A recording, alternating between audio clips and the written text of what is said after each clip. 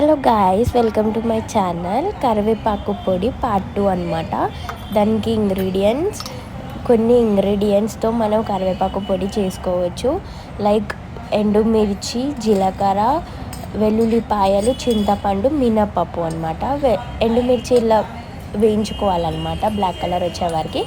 తర్వాత మిక్సీ గిన్నెలు వేసుకొని కొంచెం జీలకర్ర ఎంత తీసుకున్నామో అంత అది కూడా వేసుకోవాలి మిక్సీ గిన్నెలో.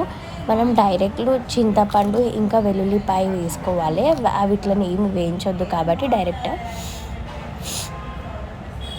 దాని తర్వాత మినపప్పు లైట్ బ్రౌన్ కలర్, ఎక్కువ మారితే గలీజ్ అయిపోతుంది, అది కూడా వేసేసుకోండి.